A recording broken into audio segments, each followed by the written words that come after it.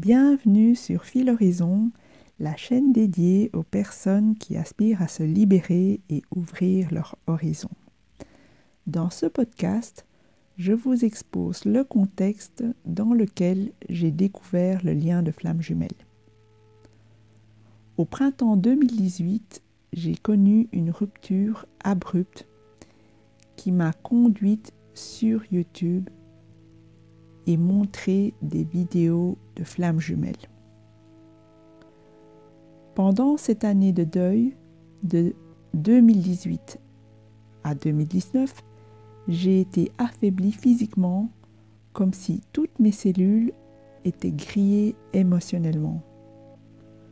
J'avais l'impression de faire un burn-out amoureux.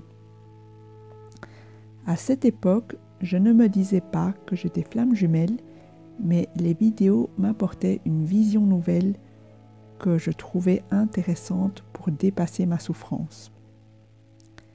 J'avais été quittée du jour au lendemain, alors que mon ex-compagnon et moi avions des projets d'enfants et étions en plein travaux de rénovation pour accueillir la famille agrandie. J'étais bien sûr choquée et atomisée, comme si un camion m'était passé dessus. Néanmoins, dans ce chaos, j'avais relevé un indice que je ne comprenais pas à l'époque et que j'avais quasi directement refoulé. Une part de moi me soufflait que j'étais à l'origine de cette rupture et que je l'avais orchestrée de telle façon que ce soit mon ex qui se prononce. Le fait est que la veille, j'avais eu une peur panique à l'idée de concevoir des enfants après 40 ans pour répondre à la demande d'un homme bien sous tout rapport, certes, mais voilà, c'était son projet à lui parce qu'il n'avait pas encore d'enfants. Et j'avais eu peur que finalement, il ne me voyait plus que comme un utérus portatif pour ses enfants. Il y avait là comme une sorte de blessure de rejet. En tout cas, à cette époque, je n'étais pas aussi éclairée, je n'avais pas la possibilité d'identifier le tout comme je vous le fais à présent. Cet éclairage, je l'ai occulté quasi instantanément pour rester dans l'obsession de le reconquérir. Je ne pouvais pas croire qu'il avait pu annuler tous nos projets sur un claquement de doigts. Cela ressemblait à l'interrupteur du runner quand il fuit. J'ai donc cru que le processus de flamme jumelle m'aiderait à rétablir la relation. Je m'y suis donc attardée tout en ne m'y reconnaissant pas vraiment, mais à ce moment-là, rien n'était de trop pour me sortir de l'état d'abattement dans lequel je sombrais. Je crois, avec le recul, que je me suis laissée aimanter par le concept de flamme jumelle, de sorte que j'avais intégré tout le panel d'informations et une nouvelle terminologie qui m'était inconnue. Couple divin, chaser, runner, yin, yang, féminin sacré, masculin sacré, qui sont différents des féminines et des masculins. De quoi se demander si cette pluralité d'étiquettes nous parle bien d'unification. Peu importait, à ce moment-là, j'avais mis le pied dans l'engrenage et mon mental voulait absolument comprendre. Je suppose que cela correspondait à un besoin profond de compréhension de l'amour véritable et sans doute une fuite aussi. Je ne me doutais pas du tout que le processus de purification me mènerait vers un changement total de paradigme. Je m'efforçais d'appliquer le travail qui était demandé aux chasers. À l'époque, il n'y avait pas d'équivoque.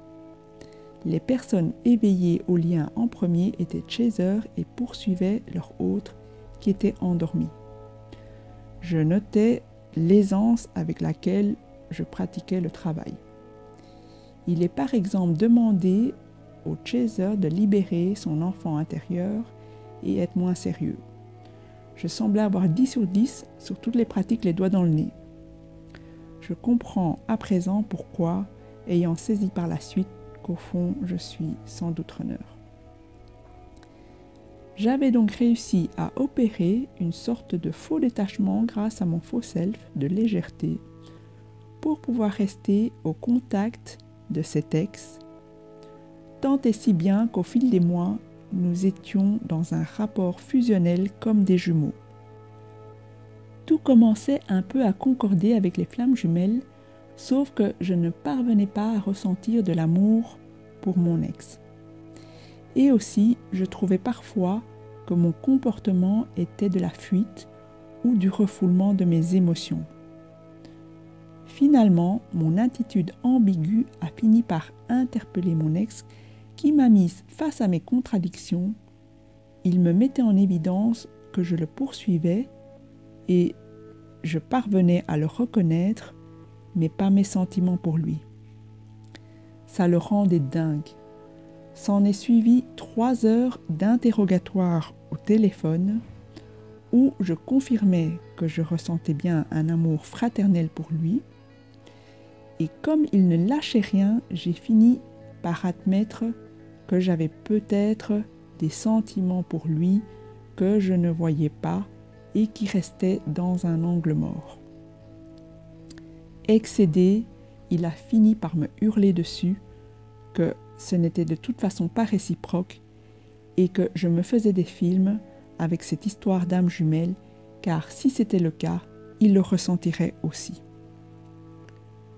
Sous le choc, je décidai fermement de tourner la page, même si j'avais été obsédée par l'idée d'avoir eu une seconde chance avec lui. Il me fallait oublier ce concept de flamme jumelle pour quitter la misère affective dans laquelle je m'étais enfoncée après 1 an de travail sur moi, d'attente et de croyances erronées. Ce fut une année de deuil particulièrement dure physiquement, car j'étais comme dans un état de mort émotionnelle. Comme si on me passait tous les jours dans le tambour de la machine à laver et qu'on me retournait comme une chaussette. Tout devait être purifié en moi. Il me restait à peine de la force pour me lever pour faire mes besoins. Je parvins à tourner la page avec pas mal de séquelles. Ce lien m'avait fait travailler comme jamais. J'avais l'impression d'être sortie de là en étant une autre personne. C'était sans compter ce qui allait suivre. Je n'avais plus envie d'entendre parler de flammes jumelles. Avec le recul, je vois tout le glissement psychologique opéré par ma fascination de ce concept. Or, au départ, souvenez-vous, je ne me reconnaissais même pas forcément, à part la rupture et les synchronicités qui au fond sont très communes à beaucoup de liens d'âme. Dans le cas exposé, les synchronicités venaient du sens que je voulais bien y mettre et ne venaient pas de quelque chose de transcendant qui appartient à une réalité supérieure. Au printemps 2019, le jour de l'anniversaire de la rupture, je décidai de me prendre en main et me suis inscrite sur un site de rencontre pour m'ouvrir un peu au monde et échapper à ma douleur. Au bout d'1 mois, sans contact vraiment fructueux, j'étais sur le point d'annuler mon inscription et d'effacer mon profil. À ce moment-là, j'ai été interpellée par un homme et ma première réaction en voyant sa photo était un mouvement de recul. Ensuite, quelque chose que je ne m'explique pas m'a poussé à lui répondre. Depuis ce premier clic sur son profil, ma vie n'a plus jamais été la même. Dans les premiers temps et de façon intensive, ce contact m'apportait son lot de réflexions et de révélations. Pas un jour ne passait sans que mon correspondant ne me mette en lumière des choses essentielles en moi ou en lui. C'en était troublant, surprenant, voire inquiétant. Comment cela se produisait-il? Je me posais des questions sur lui et m'inventais des idées et d'autres à son sujet, et en une fois, une intuition se présentait de manière fulgurante. La plus surprenante s'est produite peu après le début de notre échange. Je me rappelais que mon nouveau confident m'avait dit qu'il avait fui son pays vers un autre continent lors d'une crise existentielle. 2 mois après ce partage, j'étais en pleine rue, alors que je ne pensais pas spécialement à ça. J'étais en train d'organiser dans ma tête mes vacances d'été. Je reçus par intuition l'information de l'endroit exact où il était allé se ressourcer. Je lui ai alors envoyé un petit SMS pour lui poser la question et au fond de mon cœur et de mon âme, je connaissais la réponse. J'étais sûre à 1000% qu'il allait me donner le nom de la ville en question. 1 heure après, j'ai reçu sa réponse et c'était exactement cela. Je vous le raconte avec beaucoup d'émotion et vous allez comprendre pourquoi.